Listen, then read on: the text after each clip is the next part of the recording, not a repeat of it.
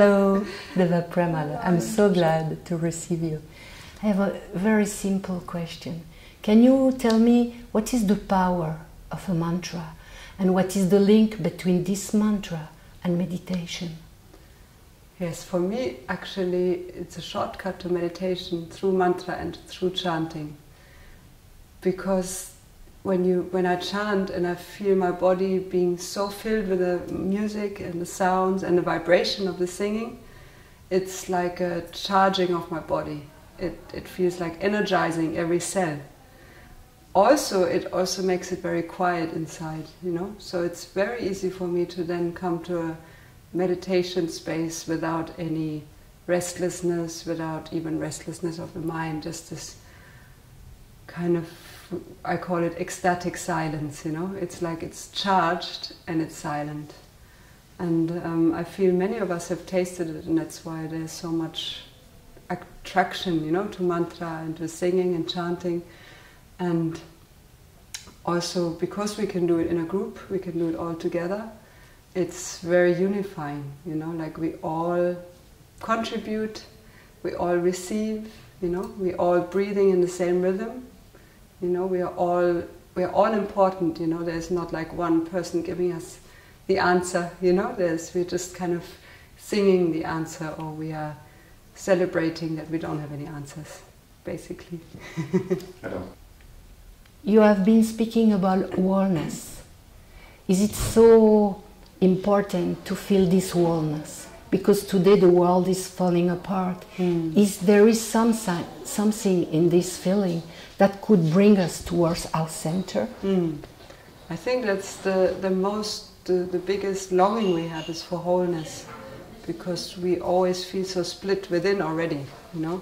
We're all so used to all these conflicting voices inside, and that's what tears us apart, that's what brings the restlessness. And so I think all meditation practice is actually to bring us kind of in tune, you know, like single-pointed, you know, awareness, but just like an open, relaxed awareness.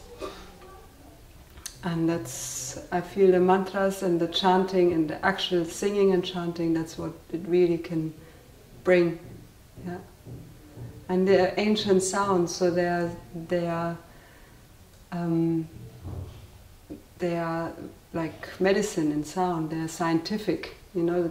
They are very specific. Which sound vibrates which part of the body, which part of your metaphysical body, with what focus every mantra has. So I always see it like that there are different doors all to the same space, you know. Like, I mean, we can choose different mantras because maybe we are more drawn to one or the other. It makes us feel more comfortable. But actually, once we chant and we go into it, we'll always end, you know, or arrive or rest in the same space, which is basically just nothingness, silence, love, you know, light, whatever you want to call it. Actually, there's nothing, there's no more words, so it's difficult anyway to give a word. But so for me, I just love it. Yeah. Thank you so much. Thank you, Anatosh. Thank you. Hi, Miten. I'm so glad to see you. So, for me, I very often felt that your music and your words open a space of silence, and it's a link for me to enter into meditation. Can you say something about meditation, music, and silence? It's difficult for me because Osho has said so much, you know, about music and meditation and silence. My personal experience is that music, if it is played in the right spirit, it deepens my meditation. It deepens meditation. Meditation is there, and music can take us a little deeper. So that's why in the concerts we ask people to experience non-clapping. What does it feel like if you don't clap when that piece finishes. See what happens, you know, and what happens is satsang. You know, that's when it becomes real. Before with the clapping is nice because it says we love you. But the silence says nothing, no mind. And that's where the music is possible to take us. When I came to Osho, I heard mantras, you know, I heard mantras and Sufi songs, African songs, Native American songs, Western songs, and I didn't really understand the power of music until I began to sing with Anubhava and sing in the way of disappearing into the ecstasy of music. Music is an ecstatic experience.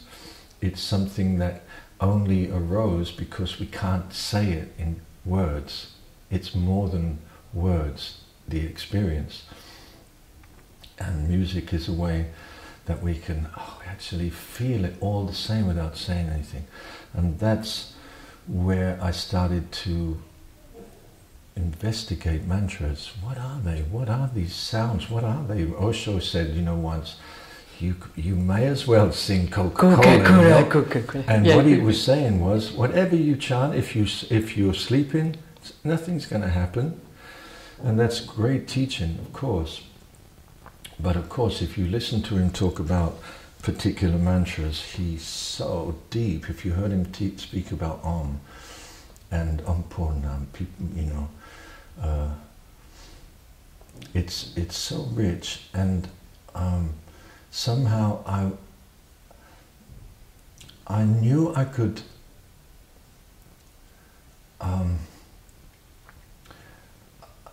express being with Osho through the celebration music. When we get high and we get higher, higher, higher, when the music is, you know, that I can express. And I knew I could express the heart through the English words. But it wasn't until I started to really look at the mantras, and it was Deva who brought me into that, and I realized that is the expression that I couldn't find a musical palette for until I found the mantras. And then I realized when Osho takes us deep, that the way Deva would chant the Gayatri mantra is that expression. So we have these three levels of reality that I like to live in. Of course I love the celebration because I love the heart. And now I can sit in silent space with the master, you know, with no emotion, no ecstasy, a deep ecstasy. And the mantras gave me that. Deva gave me that. She, I guess she told you, but her father brought her up chanting the Gayatri mantra, you know. So it's in her blood. You can feel it, it's in her blood. He must have been chanting that when they were conceiving or something. And they chanted it all through the childhood, all through the pregnancy and all through the childhood. And she came to Osho and let all that past go. She wanted to be reborn, she wanted to find out who she is as a teenager, you know. But when she was about 25, 26, and we'd been together 5 or 6 years by then, she heard the Gayatri mantra being chanted, and that's what started our journey into the mantras. Nobody was chanting mantras then, nobody. But apart from maybe Krishnadas, we just began at the same time to express our different ways, with Krishnadas in New York and us over here. And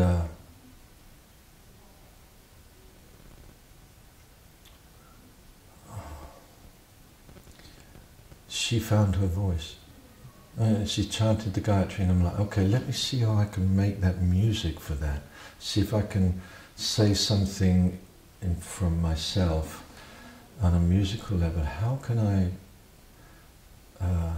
pay honor to that chant, and that's what we've been doing ever since. And here you are with 1,000 people waiting for you tonight. Yeah, that's a gift. It's a gift, you know, that over these years I've seen all over the world, thousands of people wanting to come in, wanting to, oh, I know that space and now I can access it. Before I knew it, but I felt isolated. All these people, we go to Argentina and there's 5,000 people in Buenos Aires to see us and sing with us. We go to Moscow, 6,000 people. All these people, 6,000 people together chanting mantras and then moving into this space of silence. It's a miracle, you know, and it's all over the world. So there's a change happening, and it's a way that we can, Deva and I can feel like we are being nourished ourselves. It's not like we are tired, or it's not like oh God, we've got to do this. Never that. For me and Deva, it's Tantra. It's Tantra. We just sing, chant, we move to each other. Then the place feels like a temple. People chant with us. We move into a silent, sacred space with everyone. We laugh, we joke. My nose plays, and this is how my life is. So I'm very grateful. Without Osho, I would have been very lost, you know, like many of us. So, you know, that's my story. Thank you for sharing this beautiful story. Okay. Thank you. Namaste.